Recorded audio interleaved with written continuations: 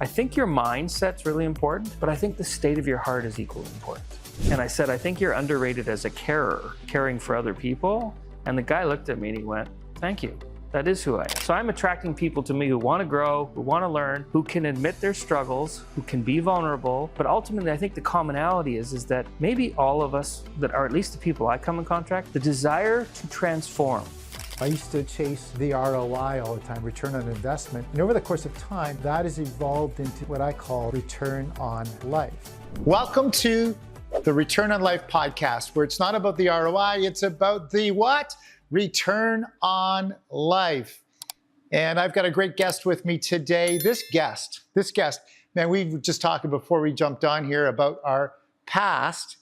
And believe it or not, we both spent time in Saskatchewan. He spent many of his years there. I went to school just north of Saskatoon, and so some great thoughts and memories of that. But Scott Brown is my guest, and we've gone through a lot of work together because he's been in the real estate business for years and years. That's where I met Scott. But today he is doing something so much more than just the real estate game. He is involved in leadership at so many levels, and I'm going to let him share with us where he is leading people and how he's changing business owners, entrepreneurs, and of course, creating exceptional leaders. Welcome to the show, Scott. You know, Randy, I was looking forward to this. I'm absolutely thrilled to be here. I'm thrilled to talk to you anytime. So there's some other people going to sit in on one of our good conversations. So. Well, that's great. Yeah.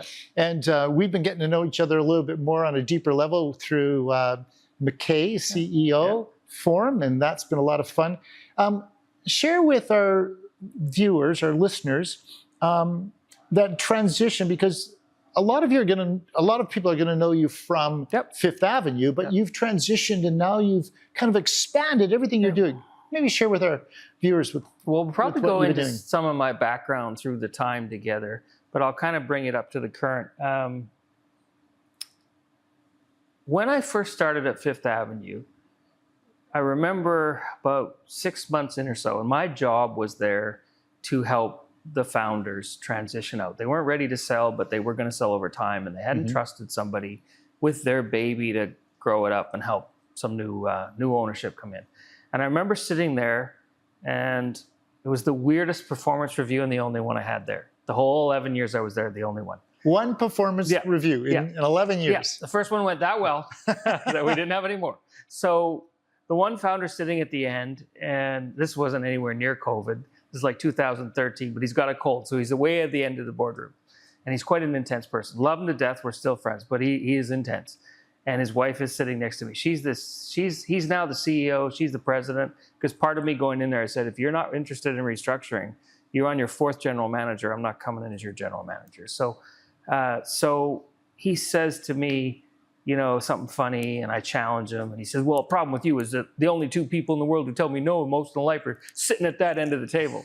And then his wife goes, her opening comment to me was, I don't get you. So is this good or bad? She goes, don't get me wrong. You're very good at real estate. You understand it, but I don't think that's what drives you. And I said, well, what do you think drives me? She scratched her head for a bit and she said, developing people. And I said, yeah. So for me, fast forward, I've always been doing that inside Fifth Avenue. And a number of people who are leaders in the industry were also working with me in other companies when we were international and always helping them develop, right? As opposed to me developing them, it's helping them develop. But my business was developing people. It happened to be in a real estate context that I understood and mastered and did love. But what was happening recently the last few years was there were a number of sort of traumatic things in the business. I had to step in for one of our partners in one of the business who passed away, and he's 54 years old and he has a 3-year-old. So we did an ambulance chase. So we took the business on and ran it for $1 for 6 months. And then his wife finally said to me, no, I do need to sell this. So we bought it. But I was really good at suffering and taking on these responsibilities. But the biggest secret inside the business, and even inside me, was while I was very competent, I wasn't happy. And I remember going for a walk and from my faith hearing the voice I hear often. It's not a crazy voice telling me to kill my neighbor or anything. It's always kind and funny. And it said, it's a suffering voice. Yes, you suffer really well. And I'm like, okay, that's fine. It said, I don't think you want me to be happy. Or I don't think I want you to be happy. And I was like, wow, I scratched my head. And then about 2 days later, I was out for a walk around the neighborhood and I was realizing I wasn't happy. And so I hear this voice again say, I have 3 sons, 28, 26, 22. Like, those are my people, okay? Like, far and away, my wife and them are my people. And so I hear this, your sons. Yes, I'm paying attention. You want them to be happy? Of course. But they're going to suffer sometimes. And I said, yep. And what will you do when they suffer? And I said, I'll be with them in it. And all I heard the voice say was, exactly. So I said, so you do want me to be happy? So then I was lost, right? So I'm sitting here operating in a business, bringing clarity and direction to clients and everything. And I am lost. I'm sitting in the driveway. You're chasing the ROI. And I'm 58 years old. Yeah. Like, is this the time to be lost and change? Like, and I'm not looking to retire. I mean, I've got 12 years or more in me but so what I did was I've kept a journal since I was 23. And I have lots of my stuff electronic. The journal is still paper. Like this morning, I was up at 10 to 5 a.m. and I'm in that journal for anywhere from 30 minutes to 45 minutes. It's kind of prayer, kind of conversation, kind of things I learned, but every day. And I rarely miss. But I'm not guilty if I miss. It's just, as I get older, I need it more. I thought I would need it less. I don't. But in there, I wrote a little box and I put TIDLY.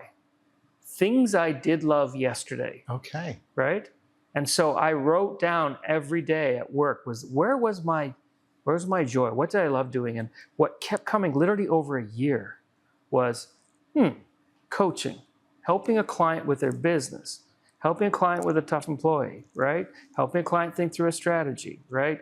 Coaching, giving a speech, right? Doing things. And it really came back to the fact that the things I was loving the most and was great at, I was not doing enough.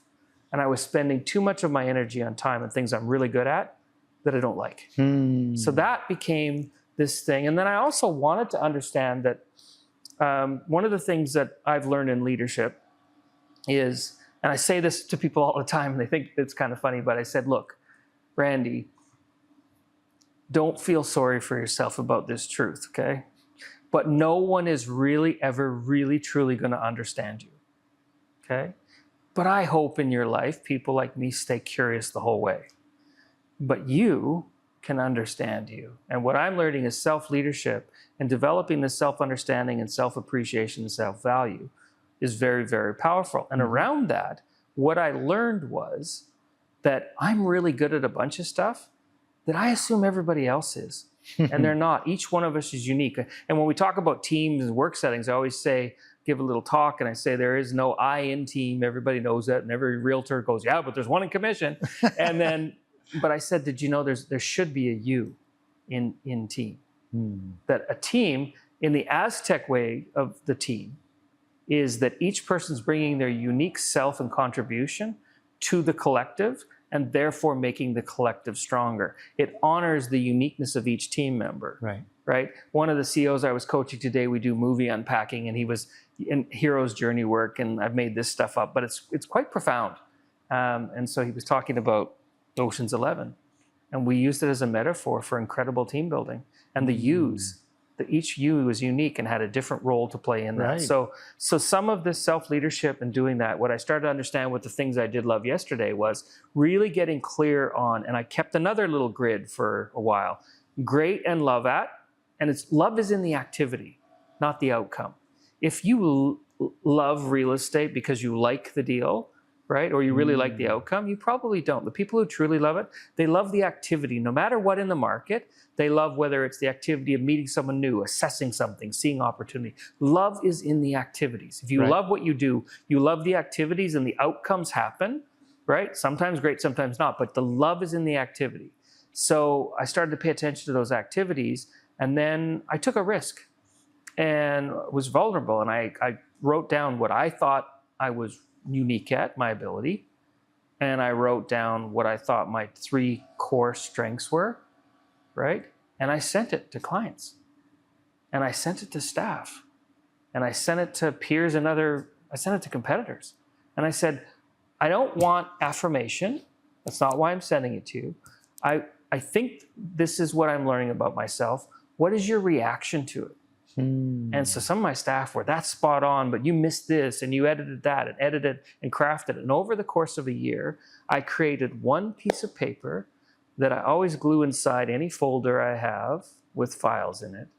And every now and then I take time every day and just look at, this is me. Am I being this? Because if I'm being this, it's incredibly encouraging and powerful. And if I'm not, and so long story short, when I looked at that and saw that the umbrella I wanted to finish my life with was back kind of where I started, but not in circles, at another level of it, up climbing a mountain, but going concentrically around the mountain, was I wanted to focus on advancing leaders and their leadership teams with a particular heart for entrepreneurs, which realtors are, they forget, right? And entrepreneurial leadership teams.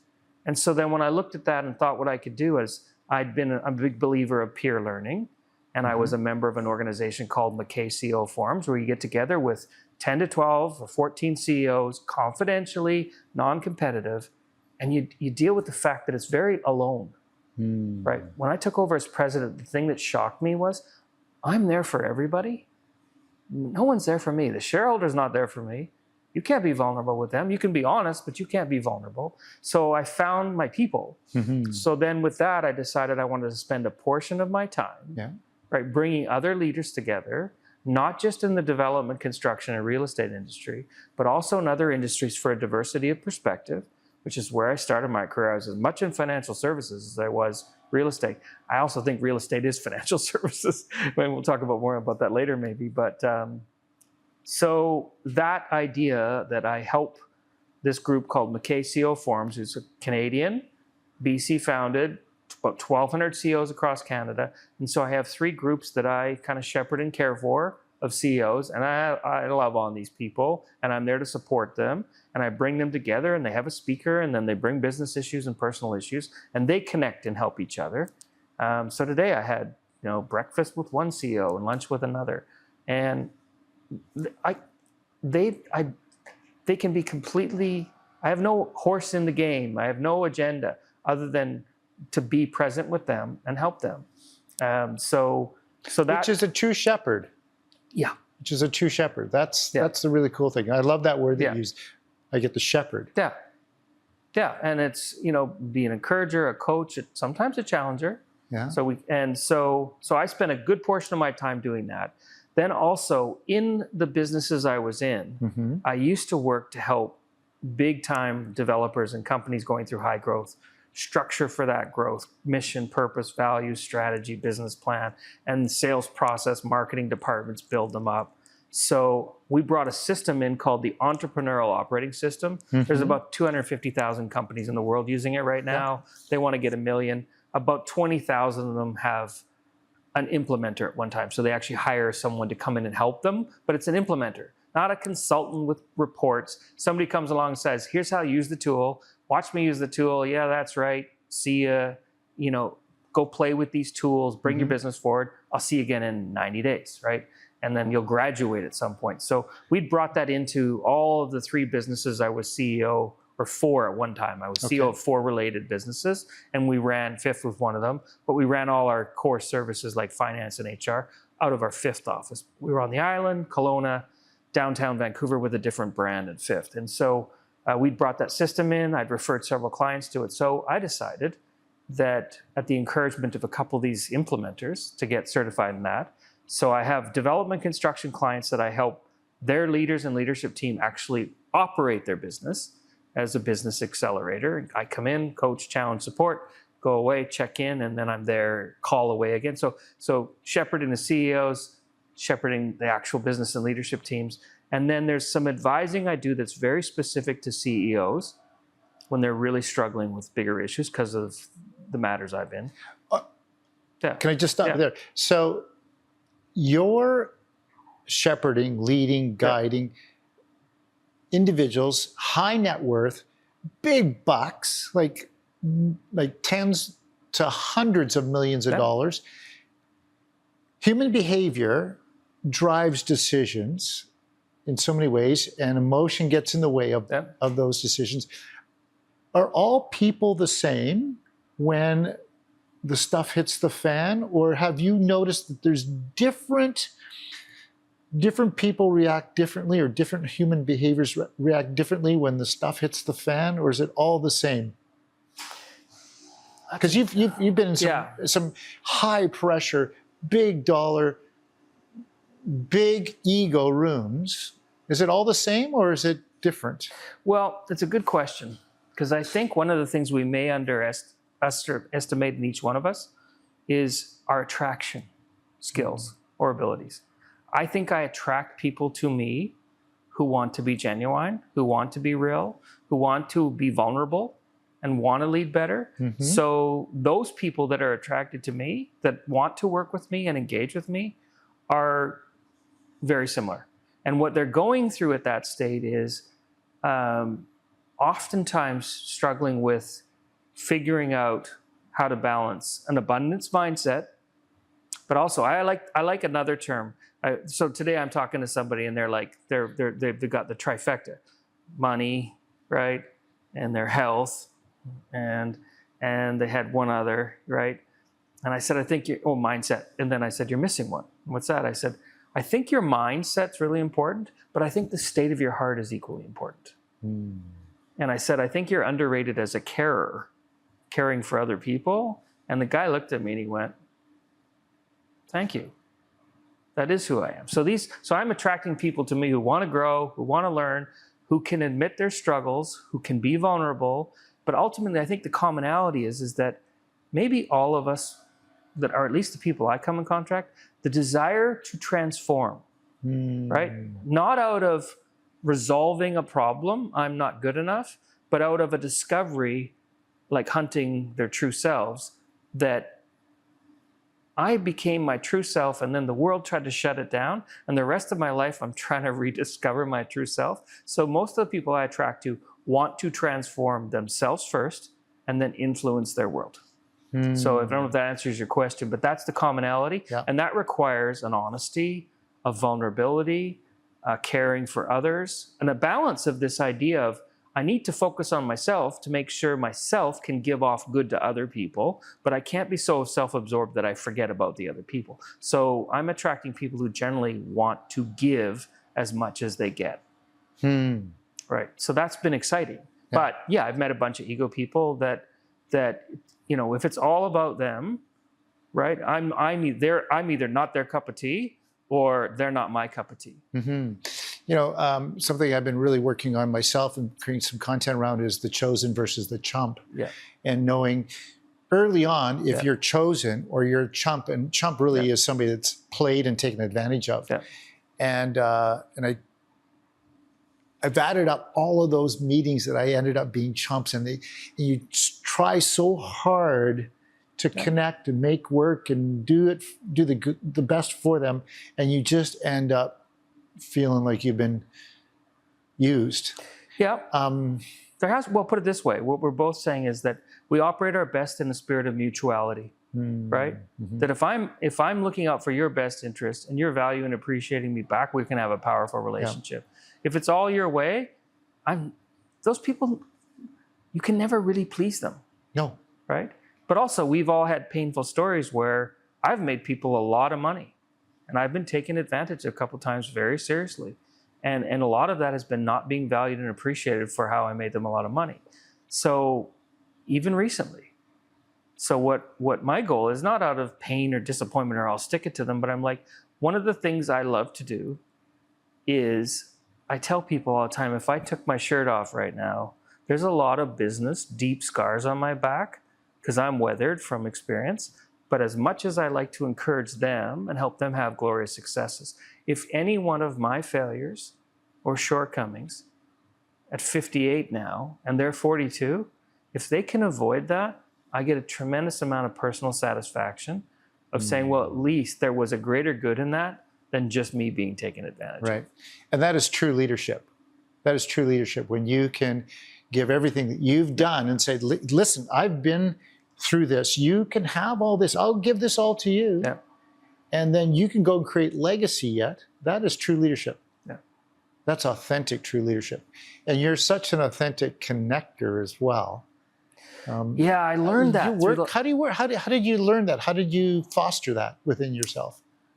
Well, my wife last, when we first got married, she said a couple things. She said, "You do realize you're a bit of a natural leader." I said, "What do you mean?" We were on a vacation to Barbados, but our plane had to land prematurely because of somebody had a heart attack. Oof. And when we landed hard, so they have to fix the airport. So we're sitting in an airport, firewalled off because we're in the US, so we're in no man's land, no food or anything. And she says, and so what happens? She goes, next thing, 15 people are surrounded you, and you don't know any of them, and they're all saying to you, "What do you think we should do?" She goes, it's just bizarre. She goes, "You're a magnet for this stuff." It was kind of funny. And so How old were you then? 33. 33? Not even, no. We were just married. I was like, we just had our first son, 31. And these people had no idea who you were, but No, they just, no. wow. But then I look back and I was in grade 8 and in Saskatoon where I went to school in the winters, and they had this future scan. They had people from all over the world envisioning the future 2030s. And there was a handful of high school kids invited, and there was a special leadership summit at it. And I just randomly, my principal comes in and says, "You're going to this." So I was like, there was only 4 other people in there, 18 or 16, right? So those kind of things started to happen. Now I look back on it and I go, okay, it kind of makes sense that I've been on a path to kind of develop leaders my whole life, and I've gotten lost and done different things. So that's been interesting. So when you meet people now, or what could we tell our listener if there's something that is kind of like bubbling to the surface? What is that one thing that we could share with them that, gosh, I am a leader? Because a lot of us don't recognize it. You maybe didn't recognize that. And if we can help future leaders see themselves as leaders before they understand it, is there something that we could share with them? Well, I'd say there's probably, that's a great question. There's probably a couple things. I always refer to also leadership as large L leadership and small L leadership, right?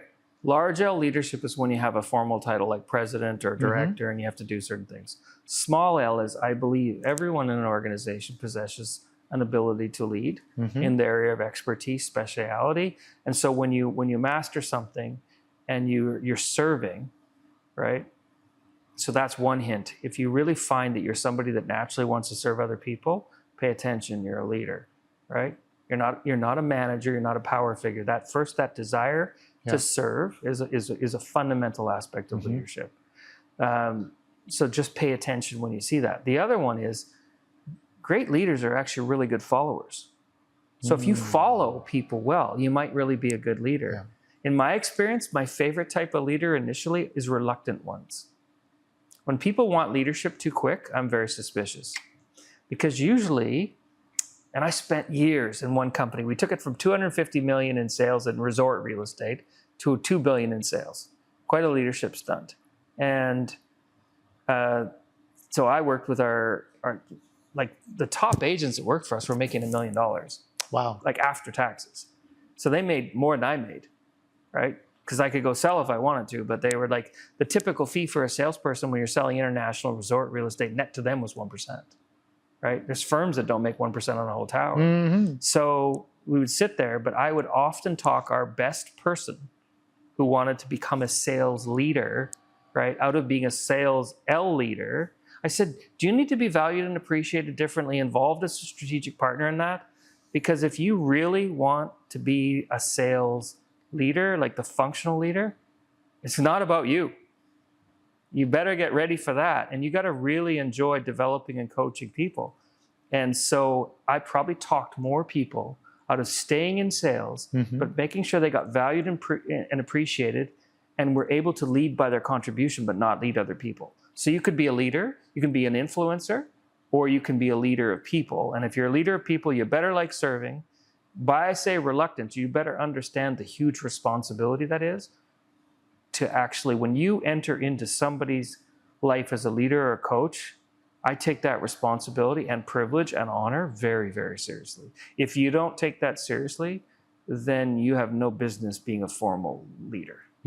So that service heart, that curiosity generally about people, that belief that everybody can be better at things they're meant to be better at. Not everybody can be better at everything.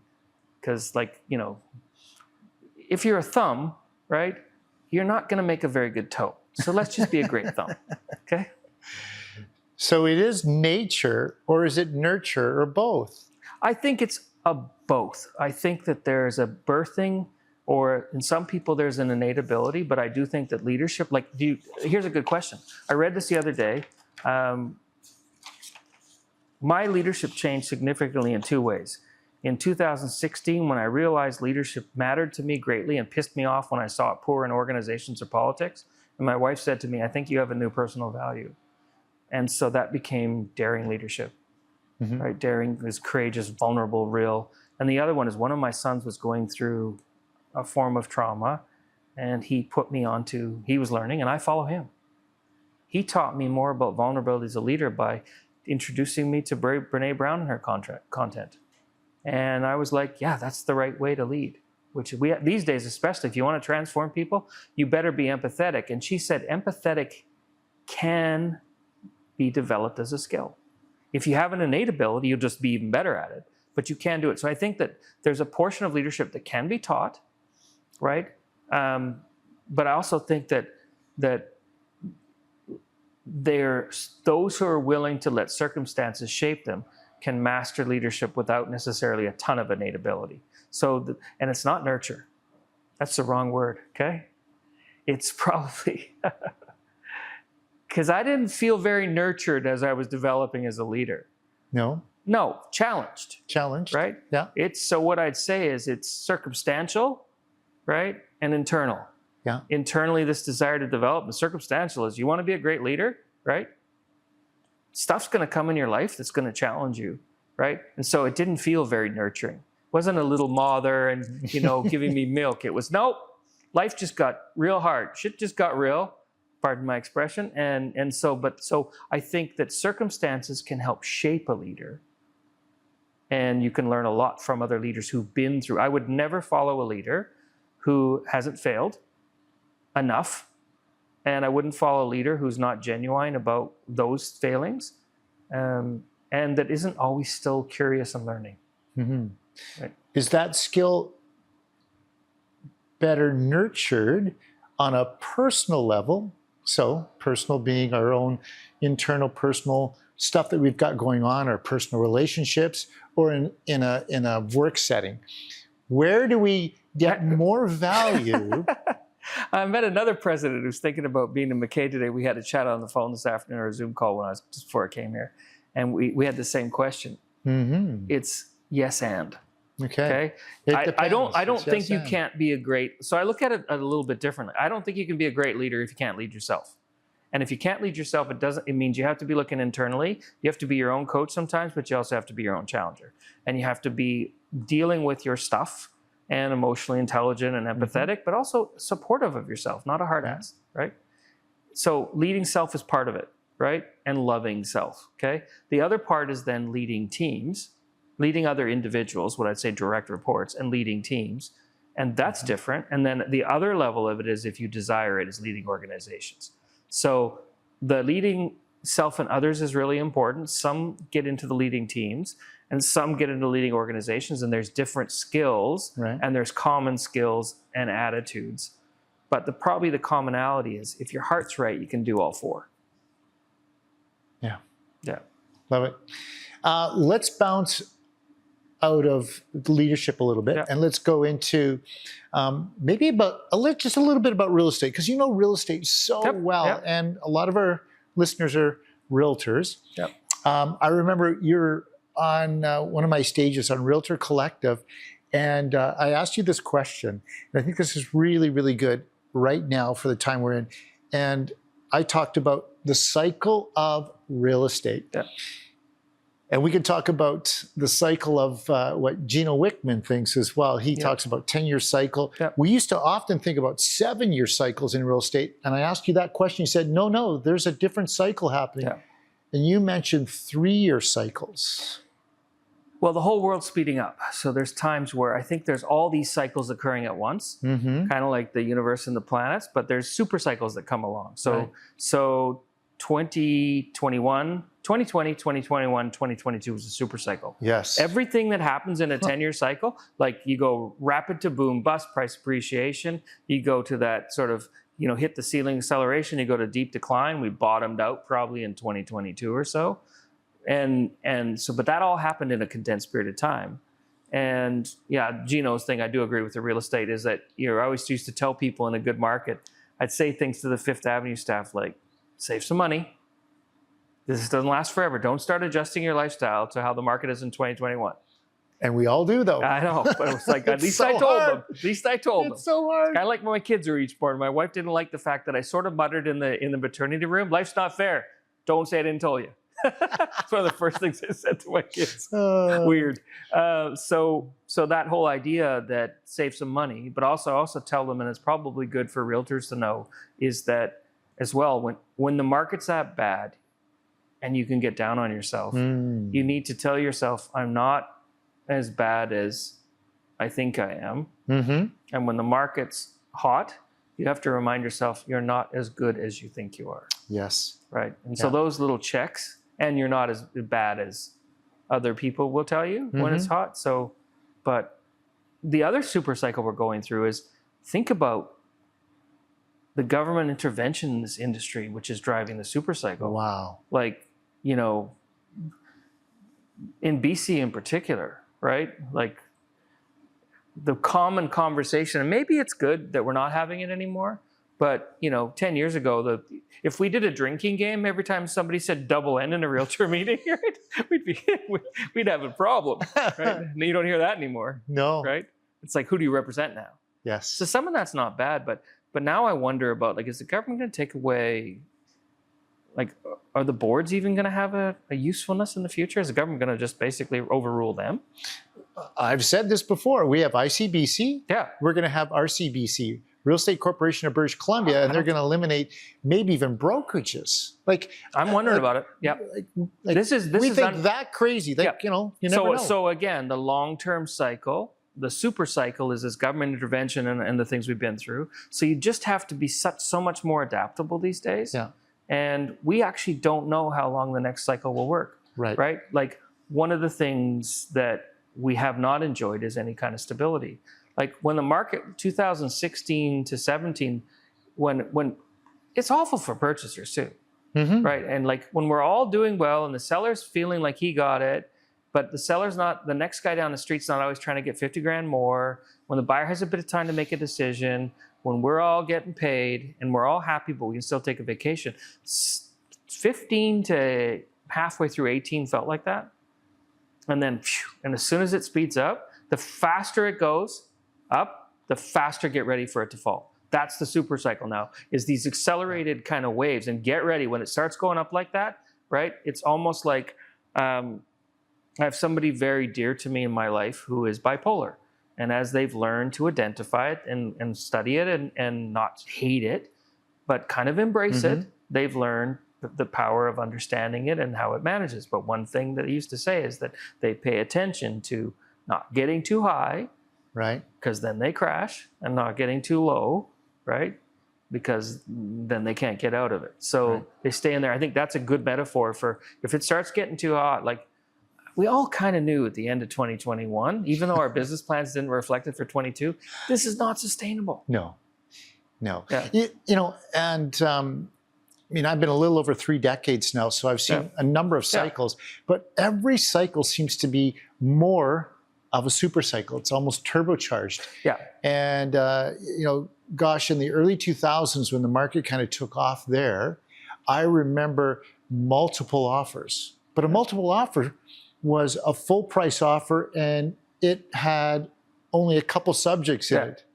Today, or you know, in the 2021, you know, a multiple offer situation was 10, 15, 20 offers at 10% over list and no subjects. Like, it's just See, we crazy. like it in the moment, but we didn't realize that each one of those transactions was breeding the last 2 years. And what I find is those up cycles, right? They're 3 times as short as the down cycle, Yes. right? Like look at, like, I don't think we expected 2022 to be as bad as it was. No. And then we didn't expect 2023 to be worse. This year ain't much better, but there's a little bit of hope on it. But the last time we probably had a 3-year down cycle like that was probably 10, 11, 12. Yep. Maybe or end of 10, like post-Olympic euphoria. So it's probably Yeah. closer to 11, 12, 13. And mid-90s was, Yeah. like Yeah. mid to late 90s was pretty tough Now, too. how are you doing though with that? Is it like, do you find as you get older, this is my 3rd or 4th one, including global. Did they wear on your soul more each time? No. Good. Not for me anyways. No, but okay, but that's important because you're doing something to internally resource yourself to remain resilient. Mm-hmm. But there are a number of agents probably questioning whether they should continue because they're exhausting themselves in it versus changing that mindset to. Well, yeah, and that's a great question. I think it's mindset. It's also understanding that these cycles will come and preparing your financial livelihood for that too. So whether that's creating other income sources, other income streams, or just knowing that there's a day that's coming that's going to be reckoning and you better be prepared for it. Do you have enough put away to weather it? Now, I've also got some war stories of watching other managing brokers, not mine, but others, that were kind of like old Xerox sales managers. They wanted all their agents heavy in debt because they had to grind it out. Have you ever seen that? Yes, I have. Yeah. You better go buy something. Yeah, you need some exactly. debt. You need to get motivated. Yep. Yeah. That doesn't fit into return on life. It doesn't. No, it doesn't. No, it doesn't. It's but it's So do I think my outlook for the real estate market, at least the resale market, is I think we're gonna get in another period again of 3 or 4 years where it's going to be relatively stable, and hopefully there's enough new supply that we don't see again that short-term acceleration of price appreciation and everybody hits the ceiling, and then we're all stuck again. But I do have a more positive outlook today of the next 3 years, even though most of my income isn't going to come from per transaction. Is going to come from helping people build organizations that do transactions. Right? Yeah. Fantastic. Let's skip over now to return on life. Yeah. When you hear return on life, what comes to your mind? What does that mean to you? And I think it's changed probably significantly in the last year to 2 years, what that means to you. Yeah, it has and it hasn't. So when I heard the term, I love it, first of all. And it reminds me a couple things. And knowing we were going to talk this week, I was thinking we had our adult children away for the weekend with their partners, and I was thinking a lot about that when we were having a chat around dinner one night, and our kids were talking about this or that, and then they all just kind of said, they're all in their 20s, that, Dad, it's really about people, isn't it? Like about our family and other people, and that's the only thing that's not empty and meaningless. Because even if you make money, it can be empty and meaningless. Mark Belling used to say that to me all the time. I said, for a guy who's never read the Bible, you sure quote Ecclesiastes a lot, because he'd always say it's empty and meaningless. Scott, the other day, we're not curing cancer. We're not, we're making burgers but it was funny. So return on life. One of the things though that it does remind me of is the importance of significance versus success. But I remember people getting to their 50s and preaching this to me when I was in the 30s. And the part that I didn't like about it was, there's no guarantee I'm going to get to my 50s or 60s. So I've actually believed in the importance of return on life since I was in my 30s. So because I said, if there's no guarantee, like if I do all this work to then help other people and give in my 50s and 60s, that's better than not. But I wanted to do it along the way because I never assumed I was going to see my 50s or 60s. So it's not a new concept, but it's an affirmation. But there is a new part of it that is changed. So love return on life over ROI. That doesn't mean ROI is not important, but it's perspective, right? The other one, that the L, what is the L means life for you, but what it's meant for me the last couple of years, and it's one of my values, and I think it's underused in business, and I don't mean used in a negative way, but I actually think about that as return on love or return of love, right? So to me, when I hear that, I think of love. And I think that's a very interesting way to show up every day, right? Like if you show up every day for your client that you've listed their home or for that, and you just decide at the doorway that you're going to show up in love for these people. I don't mean romantic or creepy love. I mean genuine, right? Love and care for the well-being of the person. It's transformative. It accelerates the trust level because they can actually sense it on you. Yes. When you show up in love, and by the way, that doesn't mean that you have to go coast to coast with a puck either. No. It's you start it and you pass it off to somebody else that can then take it the next level for them. It's just bringing Totally agree with that. a group of people together to help them. Right. But if exponentially, imagine in an office if 5 or 6 people show up and come back to the office, right? And they show up in love, the brokerage starts to feel it, right? And so to me, that return on life is the transformative effect of creating business relationships and communities and families that are more loving, because that stuff is a legacy that will live way beyond. Yeah, I still want money because I'd like to leave each of my kids. Return on life is giving each of my kids an opportunity to own a home and maybe not have debt I had. I have to be careful though, okay? Because the chicken story, I've given a few of my rich clients, they said, well, how come your kids still have a work ethic even though you've done reasonably well?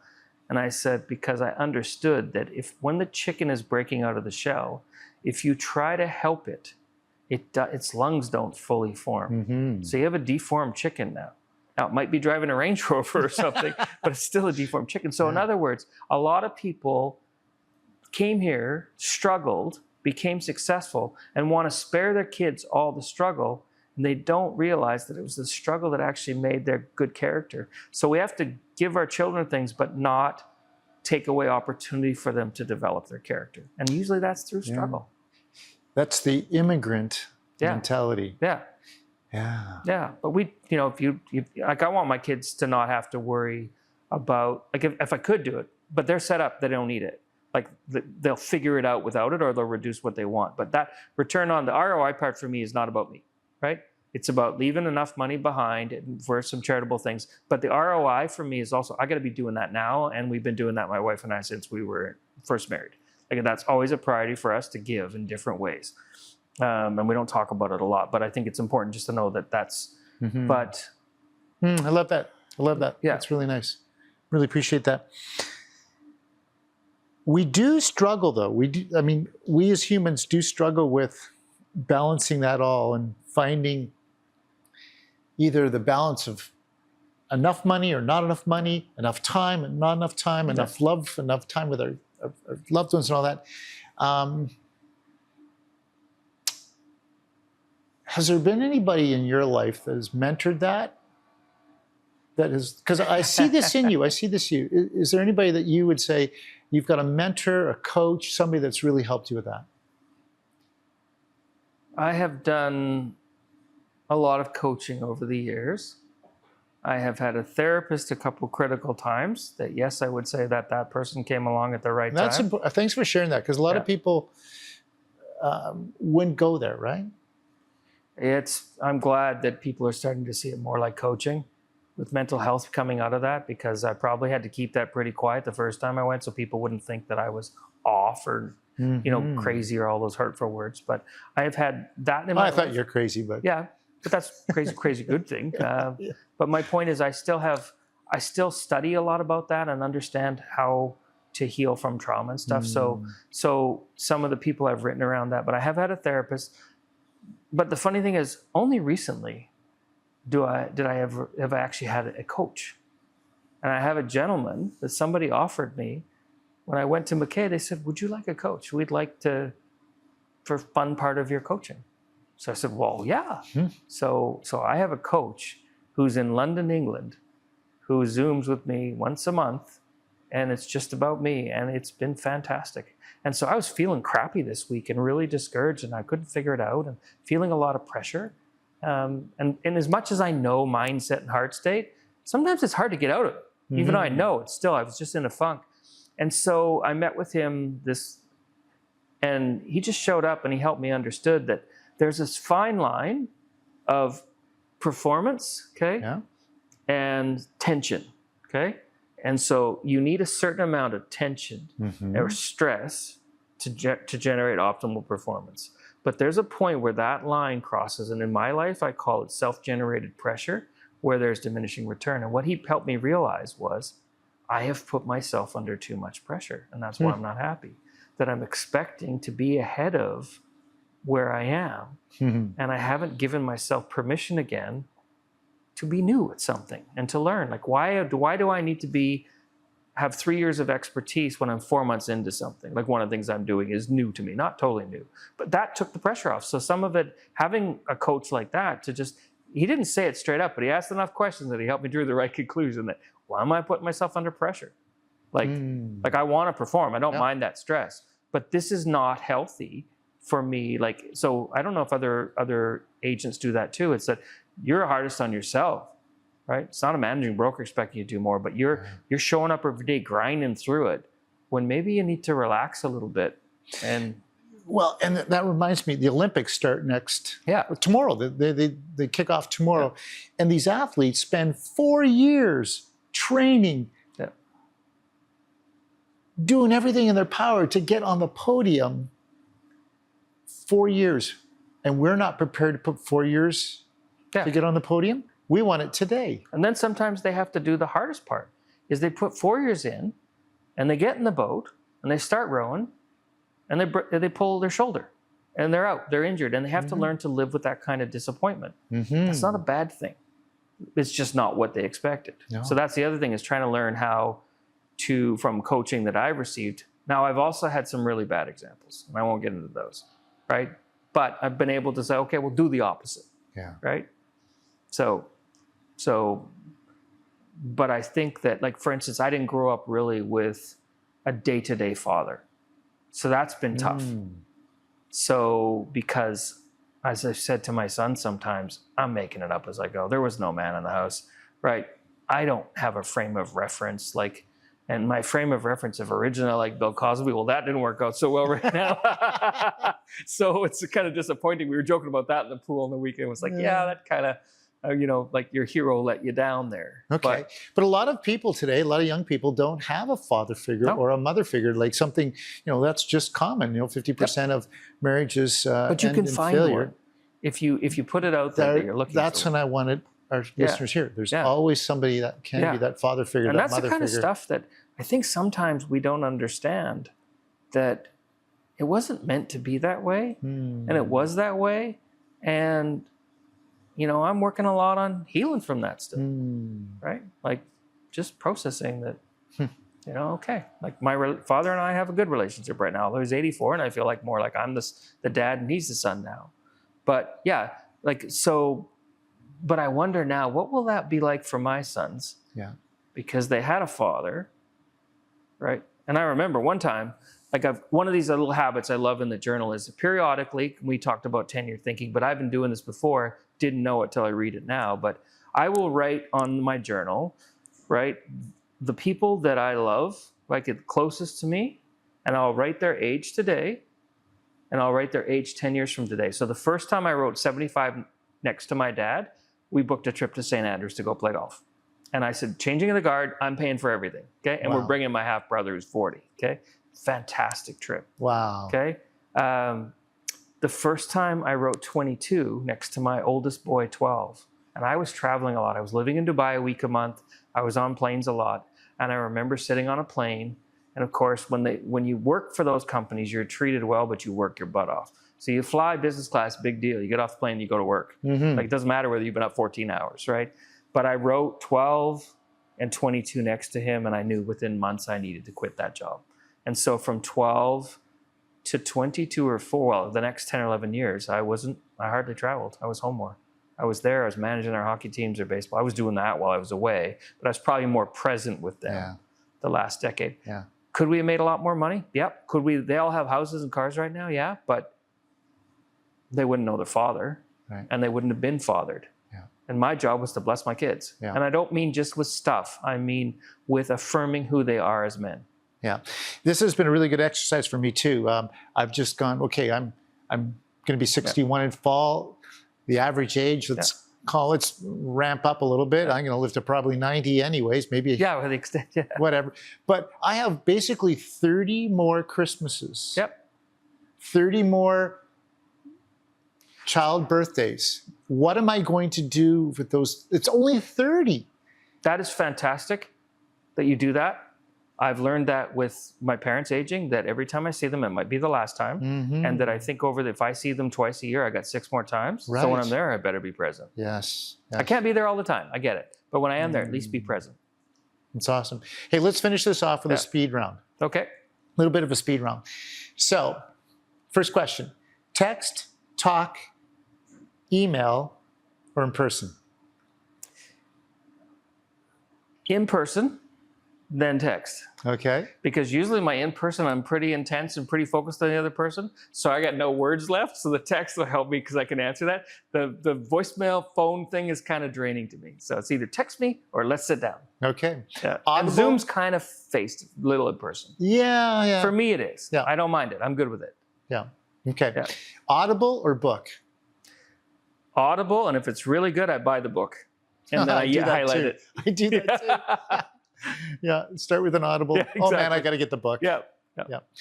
Home cooked meal, Uber Eats, fine dining, or picnic on the beach? Oh, I know what my wife would answer to that. Picnic on the beach? Probably. Yeah. Yeah. And you know what? I love that she has that in her and playfulness. And I'm hoping, I married her hoping I'd kind of get that. It hasn't happened yet. Maybe it will. But my first answer to that, strangely, is changed. It would be home cooked meal. Because of but I want to help with that and be part of that. So and we're all like, my wife's and a couple of my sons are amazing cooks. So our home cooked meals are pretty good, right? If they were crappy, I'd probably say fine dining. Plus I don't know. Maybe we're spoiled, but I find fine dining is kind of overrated. It's overrated. Yeah, it's It like, is. man, like how many times you go to a restaurant, maybe all those years of business travel, you could have whatever you want. It's like, bar's pretty high if we're going to do it. I still like to go to Gotham once in a while and have nice wine and steak, but also I'm not cheap, but I go, well, I could have the same bottle of wine at home and a bigger steak, and I get to cook it, and I don't have to take an Uber home. That's right. Yeah, so. Okay. Are you into music? Yes. Who's your favorite band? Do you have a favorite band? That's a really good question, because I don't. But music for me is a very much a memory-based thing, but I can tell you one who became one of my favorites that surprises the hell out of my kids. It was a rapper a young guy, super talented since he was in his teens. And he had essentially he passed away at a unexpected age.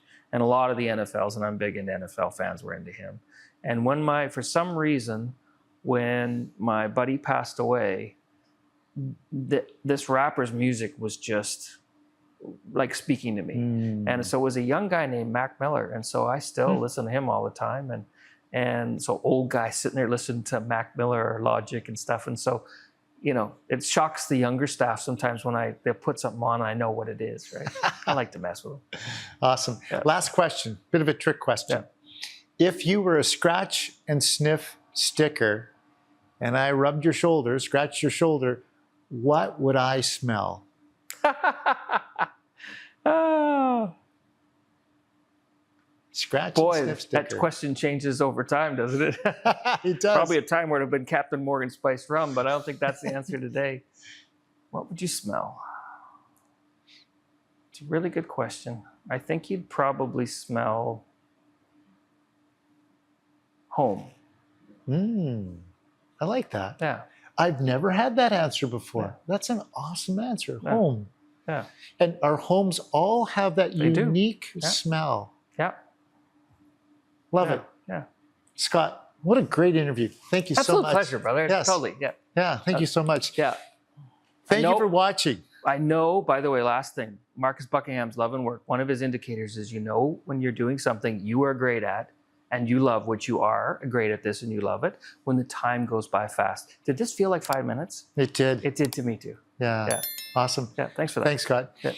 Thank you for watching Return on Life. We've got this great guest that you've just had the privilege of learning so much from. Stay tuned for other great episodes. Thank you, Scott. My pleasure.